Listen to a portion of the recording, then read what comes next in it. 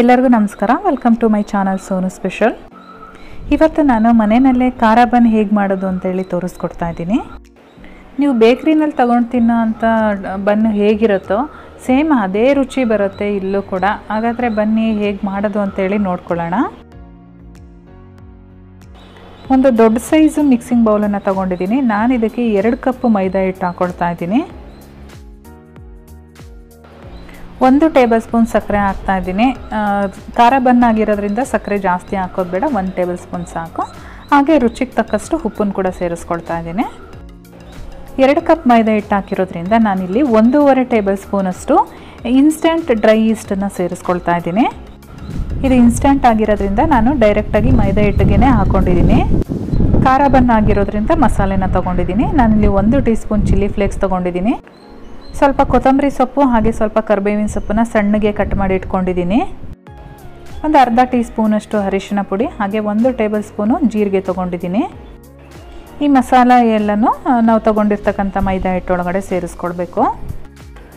ನೀವು ಬೇಕಿದ್ರೆ ಇದಕ್ಕೆ ಹಸಿಮೆಣಸಿನ್ಕಾಯಿ ಹಾಗೆ ಸಣ್ಣಗೆ ಹೆಚ್ಚಿರ್ತಕ್ಕಂಥ ಈರುಳ್ಳಿನೂ ಕೂಡ ಸೇರಿಸ್ಕೊಳ್ಬೋದು. ನಾನು ಇಲ್ಲಿ ಪಾಪು ತಿಂತಾನೆ ಅಂತ ಹೇಳ್ಬಿಟ್ಟು ಮೆಣಸಿನ್ಕಾಯಿ ಎಲ್ಲ ಸ್ಕಿಪ್ ಮಾಡ್ಕೊಂಡಿದ್ದೀನಿ.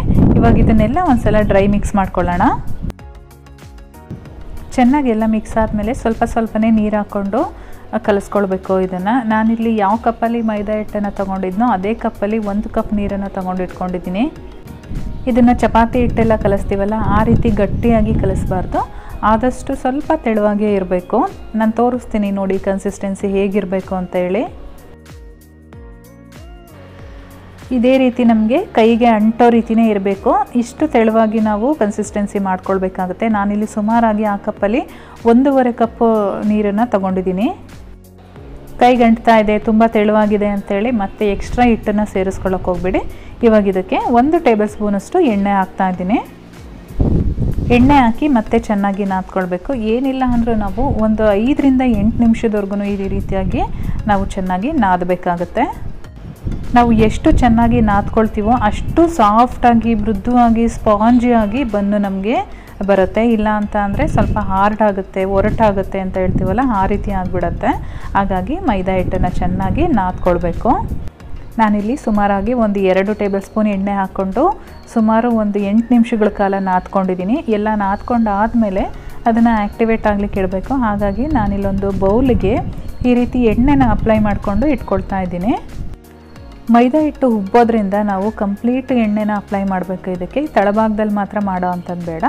ಈ ರೀತಿ ಎಣ್ಣೆ ಅಪ್ಲೈ ಮಾಡಿ ಆದಮೇಲೆ ನೋಡಿ ಇಷ್ಟು ತೆಳುವಾಗಿ ನಮಗೆ ಹಿಟ್ಟಿರಬೇಕು. ಇದನ್ನು ಈ ರೀತಿ ರೌಂಡ್ ಶೇಪಲ್ಲಿ ಮಾಡಿಕೊಂಡು ಹಿಂದ್ಗಡೆಗೆ ಟಕ್ ಮಾಡ್ಕೊಳ್ಬೇಕು ಹಿಟ್ಟನ್ನು. ನಮಗೆ ಹಿಂಗೆ ಮುಟ್ತಾ ಇದ್ದರೆ ಬೆಣ್ಣೆ ಥರ ಅನಿಸುತ್ತೆ, ಬೆಣ್ಣೆ ಮುಟ್ತಾ ಇದ್ದೀವಿ ಅನ್ನಂಗೆ ಫೀಲ್ ಆಗುತ್ತೆ. ಅಷ್ಟು ಸಾಫ್ಟಾಗಿರುತ್ತೆ ಹಿಟ್ಟು. ಈ ರೀತಿ ಹಿಂದ್ಗಡೆಗೆಲ್ಲ ಟಕ್ ಮಾಡಿ ಇಟ್ಟು ಆದಮೇಲೆ ಮೇಲ್ಗಡೆಗೆ ಸ್ವಲ್ಪ ಎಣ್ಣೆನ ಅಪ್ಲೈ ಮಾಡಿ ನಾವು 1.5 ರಿಂದ 2 ಗಂಟೆವರೆಗೂ ನೆನೆಯೋಕೆ ಇಡಬೇಕಾಗುತ್ತೆ. ಇವಾಗ ಒಂದು ಲಿಡ್ ಕ್ಲೋಸ್ ಮಾಡಿ ನಾನು ಒಂದು 2 ಗಂಟೆಗಳ ಕಾಲ ನೆನೆಯೋದಕ್ಕೆ ಬಿಡ್ತೀನಿ. 2 ಗಂಟೆ ಆದಮೇಲೆ ನೋಡಿ ಓಪನ್ ಮಾಡ್ತಾ ಇದ್ದೀನಿ. ಯಾವ ರೀತಿ ಉಬ್ಬಿ ಬಂದಿದೆ. ನಾನು ಹಿಟ್ಟು ಇಡಬೇಕಾದ್ರೆ ಎಷ್ಟಿತ್ತು, ಇವಾಗ ಎಷ್ಟಿದೆ ಅಂತ ನೀವೇ ನೋಡ್ತಾ ಇದ್ದೀರಾ. ಈ ರೀತಿ ನಿಮಗೆ ಹಿಟ್ಟು ಉಬ್ಬಿ ಬಂದಿದ್ರೆ ಯಾವುದೇ ಕಾರಣಕ್ಕೂ ನಿಮಗೆ ಬನ್ನು ಫೇಲ್ಯೂರ್ ಆಗೋ ಚಾನ್ಸೇ ಇಲ್ಲ. ಅಷ್ಟು ನೀಟಾಗಿ ಬರುತ್ತೆ ನಿಮಗೆ. ಇವಾಗ ಈ ಲಿಡ್ಡಲ್ಲಿ ಇರ್ತಕ್ಕಂಥ ಹಿಟ್ಟನ್ನೆಲ್ಲ ತೆಗೆದು ನಾನು ಬೌಲ್ ಒಳಗಡೆ ಹಾಕ್ಕೊಂಡು ಇದನ್ನು ಒಂದು 2 ಸಲ ಮೇಲಿಂದ ಟ್ಯಾಪ್ ಮಾಡಿದ್ರೆ ಆ ಒಳಗಡೆ ತುಂಬಿಕೊಂಡಿರ್ತಕ್ಕಂಥ ಗಾಳಿ ಎಲ್ಲ ಹೋಗುತ್ತೆ. ಆವಾಗ ನಮಗೆ ಮತ್ತೆ ಇನ್ನೊಂದು 5 ನಿಮಿಷಗಳ ಕಾಲ ನಾವು ಹಿಟ್ಟನ್ನು ನಾದ್ಕೊಳ್ಬೇಕಾಗತ್ತೆ. ಇವಾಗ ನಾನಿಲ್ಲಿ ಫ್ಲೋರ್ ಮೇಲೆ ಸ್ವಲ್ಪ ಮೈದಾ ಹಿಟ್ಟನ್ನು ಈ ರೀತಿ ಹಾಕ್ಕೊಂಡು ಅದ್ರ ಮೇಲೆ ಮತ್ತೆ 5 ನಿಮಿಷಗಳ ಕಾಲ ಚೆನ್ನಾಗಿ ನಾದ್ಕೊಳ್ತೀನಿ. ಈ ರೀತಿ ಮಾಡೋದ್ರಿಂದ ನಮಗೆ ಕೈಗೆ ಅಂಟೋದಿಲ್ಲ. ಚೆನ್ನಾಗಿ ನಾದ್ಕೊಂಡು ಈ ರೀತಿ ಓವಲ್ ಶೇಪಲ್ಲಿ ಮಾಡಿಟ್ಕೊಂಡು ನಮಗೆ ಯಾವ ಸೈಜಲ್ಲಿ ಬನ್ಗಳು ಬೇಕೋ ಆ ಸೈಜಲ್ಲಿ ನಾವು ಈ ರೀತಿ ಕಟ್ ಮಾಡ್ಕೊಳ್ಬೇಕು. ನಿಮ್ಗೇನಾದರೂ ಚಾಕಿಗೆ ಅಂಟ್ತಾ ಇದೆ ಅಂತ ಅನಿಸಿದ್ರೆ ಚಾಕಿಗೆ ಸ್ವಲ್ಪ ಆಯಿಲ್ ಅಪ್ಲೈ ಮಾಡ್ಕೊಳ್ಳಿ. ಲಾಸ್ಟ್ ಟೈಮು ಸ್ವೀಟ್ ಬನ್ ಮಾಡಿದ್ದೆ, ಓವನಲ್ಲಿ ಮಾಡಿದ್ದೆ. ತುಂಬ ಜನ ನನಗೆ ಕಮೆಂಟ್ ಮಾಡಿ ಕೇಳಿದರು ಸ್ಟವ್ ಮೇಲೆ ಮಾಡೋದು ಹೇಗೆ ಅಂತ ಹೇಳಿ ತೋರಿಸಿ ಅಂತೇಳಿ. ಹಾಗಾಗಿ ನಾನು ಇವತ್ತು ಸ್ವಲ್ಪ ಹಿಟ್ಟನ್ನು ಜಾಸ್ತಿನೇ ತೊಗೊಂಡಿದ್ದೀನಿ. ಸ್ಟವ್ ಮೇಲೆ ಮತ್ತು ಓವನಲ್ಲಿ ಎರಡೂ ಥರನೂ ಯಾವ ರೀತಿ ಮಾಡೋದು ಅಂತೇಳಿ ನಾನು ಇವತ್ತು ನಿಮಗೆ ತೋರಿಸ್ಕೊಡ್ತಾ ಇದ್ದೀನಿ. ಇವಾಗ ನಾವು ಕಟ್ ಮಾಡಿರ್ತಕ್ಕಂಥ ಉಂಡೆನ ತೊಗೊಂಡು ನೋಡಿ ನಾನು ತೋರಿಸ್ತಾ ಇದ್ದೀನಲ್ಲ ಇದೇ ರೀತಿ ನೀವು ಉಂಡೆನ ಮಾಡಬೇಕಾಗತ್ತೆ. ಇನ್ನೊಂದು ತೋರಿಸ್ತೀನಿ ನೋಡಿ ಯಾವ ರೀತಿ ಮಾಡೋದು ಅಂತ ಹೇಳಿ. ಮುಂದಗಡೆಯಿಂದ ಹಿಟ್ಟನ್ನು ತಂದು ಹಿಂದಗಡೆಗೆ ಸೀಲ್ ಮಾಡ್ಕೊಳ್ಬೇಕು ನಾವು. ಆವಾಗ ಮುಂದಗಡೆ ನಿಮಗೆ ಯಾವ ರೀತಿ ಬನ್ನು ಶೇಪ್ ಆಗಿರುತ್ತೋ ಅದೇ ರೀತಿ ಬರುತ್ತೆ ನೋಡಿ. ಈ ರೀತಿ ಮಾಡ್ಕೊಳ್ಬೇಕು. ಈ ರೀತಿ ಬನ್ ರೆಡಿ ಮಾಡಿ ಆದಮೇಲೆ ನಾನು ಒಂದು ಟ್ರೇಗೆ ಮತ್ತು ಇನ್ನೊಂದು ಪ್ಲೇಟ್ಗೆ ಎಣ್ಣೆನ ಅಪ್ಲೈ ಮಾಡಿ ಇಟ್ಕೊಂಡಿದ್ದೀನಿ. ಅದರ ಮೇಲ್ಗಡೆ ಜೋಡಿಸ್ತಾ ಹೋಗ್ತೀನಿ.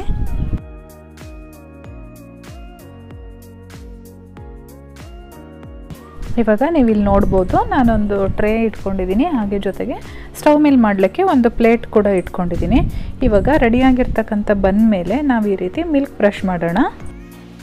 ಮೇಲ್ಗಡೆ ಈ ರೀತಿ ಹಾಲನ್ನು ಸವರೋದ್ರಿಂದ ನಮಗೆ ಒಳ್ಳೆ ಕಲರ್ ಬರುತ್ತೆ, ಹಾಗೆ ಡ್ರೈ ಆಗೋದಿಲ್ಲ ಹಿಟ್ಟು.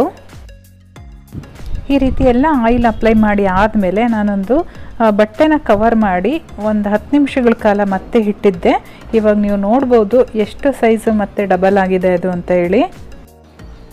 ಈ ಟ್ರೇ ಮೇಲೆ ನಾನು ಬಟ್ಟೆನ ಕ್ಲೋಸ್ ಮಾಡಿದ್ದೆ, ಹಾಗೆ ಈ ತಟ್ಟೆ ಮೇಲೆ ನಾನು ಅದೇ ಬೌಲನ್ನು ಕ್ಲೋಸ್ ಮಾಡಿ ಇಟ್ಟಿದ್ದೆ. ಎರಡೂ ಕೂಡ ಚೆನ್ನಾಗಿ ಆ್ಯಕ್ಟಿವೇಟ್ ಆಗಿದೆ. ಇವಾಗ ಬನ್ನಿ ಹೇಗೆ ಇದನ್ನು ಬೇಯಿಸೋದು ಅಂತೇಳಿ ನೋಡ್ಕೊಳ್ಳೋಣ.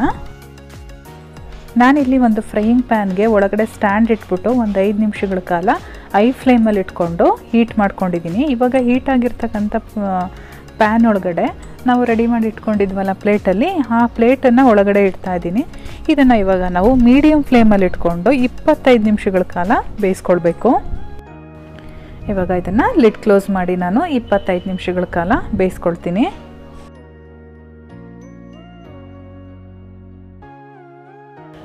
ಅದೇ ರೀತಿ ಇಲ್ಲಿ ನಾನು ಓವನ್ನನ್ನು ಕೂಡ 180 ಡಿಗ್ರಿನಲ್ಲಿ 5 ನಿಮಿಷಗಳ ಕಾಲ ಫ್ರೀ ಹೀಟ್ ಮಾಡ್ಕೊಂಡಿದ್ದೀನಿ. ಇವಾಗ ಈ ಫ್ರೀ ಹೀಟ್ ಆಗಿರ್ತಕ್ಕಂಥ ಓವನ್ ಒಳಗಡೆ ನಾನು ಇನ್ನೊಂದು ಟ್ರೈ ರೆಡಿ ಮಾಡ್ಕೊಂಡಿದ್ದೀನಲ್ಲ, ಆ ಟ್ರೈನ ಇಟ್ಟು 180 ಡಿಗ್ರಿನಲ್ಲಿ ಇದನ್ನು ಕೂಡ 25 ನಿಮಿಷಗಳ ಕಾಲ ಬೇಕಾಗ್ಲಿಕ್ಕೆ ಬಿಡ್ತೀನಿ. ಯಾವುದೇ ರೀತಿ ಟೈಮ್ ವ್ಯತ್ಯಾಸ ಆಗೋದಿಲ್ಲ ಇಲ್ಲಿ ನಮಗೆ. ಲಾಸ್ಟ್ ಟೈಮ್ ಸ್ವೀಟ್ ಬನ್ ಮಾಡಿದ್ದು ಯಾರಾದರೂ ನೋಡಿಲ್ಲ ಅಂತ ಅಂದರೆ ನಾನು ಡಿಸ್ಕ್ರಿಪ್ಷನ್ ಬಾಕ್ಸಲ್ಲಿ ಲಿಂಕನ್ನು ಹಾಕಿರ್ತೀನಿ, ಒಂದ್ಸಲ ಚೆಕ್ ಮಾಡಿ. ಇವಾಗ 25 ನಿಮಿಷ ಆದಮೇಲೆ ನಾನಿಲ್ಲಿ ಓಪನ್ ಮಾಡ್ತಾ ಇದ್ದೀನಿ. ಬನ್ನಿ ಹೇಗಾಗಿದೆ. ಒಲೆ ಮೇಲೆ ಮತ್ತು ಓವನ್ ಮೇಲೆ ಎರಡು ಸೈಡು ನೋಡ್ಕೊಳ್ಳೋಣ.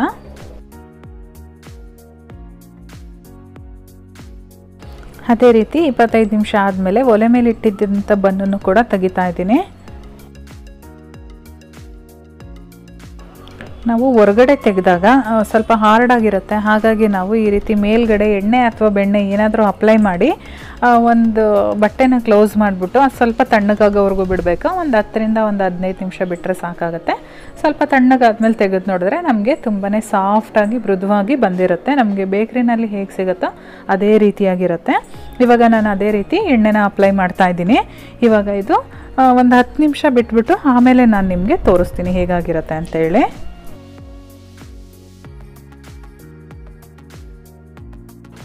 ಇವಾಗ ನಾನು ಸ್ವಲ್ಪ ತಣ್ಣಗಾಗಲಿಕ್ಕೆ ಒಂದು 10 ನಿಮಿಷ ಬಿಟ್ಟಿದ್ದೆ. ತಣ್ಣಗಾದ್ಮೇಲೆ ಬಟ್ಟೆನ ತೆಗೆದು ಒಳಗಡೆ ಎಲ್ಲ ಹೇಗೆ ಬಂದಿದೆ ಅಂತೇಳಿ ನೋಡೋಣ ಬನ್ನಿ. ಈ ಬನ್ನು ನಾವು ಒಲೆ ಮೇಲೆ ಇಟ್ಟು ಮಾಡಿದ್ವಲ್ಲ ಅದು, ಇದು ನೋಡಿ ಎಷ್ಟು ಯಾವುದೇ ರೀತಿ ವ್ಯತ್ಯಾಸ ಇಲ್ಲ, ಎಷ್ಟು ಮೃದುವಾಗಿ ಬಂದಿದೆ ಅಂತೇಳಿ. ನಮಗೆ ಒಲೆಯಲ್ಲಿ ಮಾಡಿದ್ದೀವಿ, ನಾವೇ ಮಾಡಿದ್ದೀವಿ ಅಂತ ಅಂದರೆ ನಂಬಕ್ಕೆ ಆಗಲ್ಲ, ಅಷ್ಟು ಚೆನ್ನಾಗಿ ಬಂದಿದೆ. ನೀವು ನೋಡ್ತಾ ಇರ್ಬೋದು. ಒಳಗಡೆ ಕೂಡ ನಾನು ಓಪನ್ ಮಾಡಿ ತೋರಿಸ್ತೀನಿ.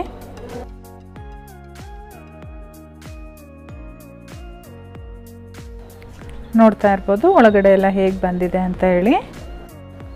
ತುಂಬಾ ಚೆನ್ನಾಗಿತ್ತು ಫ್ರೆಂಡ್ಸ್, ತುಂಬಾ ಚೆನ್ನಾಗಿ ಬಂದಿತ್ತು. ಒಂದ್ಸಲ ಟ್ರೈ ಮಾಡಿ, ಖಂಡಿತವಾಗ್ಲೂ ಎಲ್ಲರೂ ಇಷ್ಟಪಡ್ತಾರೆ.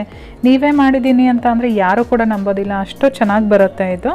ಅದೇ ರೀತಿ ಈಗ ನಾವು ಓವನಲ್ಲಿ ಮಾಡಿದ್ವಲ್ಲ ಅದು ಹೇಗೆ ಬಂದಿದೆ ಅಂತೇಳಿ ನೋಡ್ಕೊಳ್ಳೋಣ. ಇದು ಕೂಡ ಅಷ್ಟೇ ತುಂಬಾ ಮೃದುವಾಗಿ ಬಂದಿದೆ. ನಾನು ತೋರಿಸ್ತಾ ಇದ್ದೀನಿ ಹೇಗೆ ಬಂದಿದೆ ಅಂತೇಳಿ, ನೀವು ನೋಡ್ಬೋದು ಇಲ್ಲಿ. ಇದನ್ನು ಕೂಡ ಒಳಗಡೆ ಓಪನ್ ಮಾಡಿ ತೋರಿಸ್ತೀನಿ ನೋಡಿ. ನಾವು ಒಲೆ ಮೇಲೆ ಮಾಡಿರೋದಕ್ಕೂ ಓವನಲ್ಲಿ ಮಾಡಿರೋದಕ್ಕೂ ಯಾವುದೇ ರೀತಿ ವ್ಯತ್ಯಾಸ ಇಲ್ಲ, ಸೇಮ್ ಒಂದೇ ಥರ ಬಂದಿದೆ.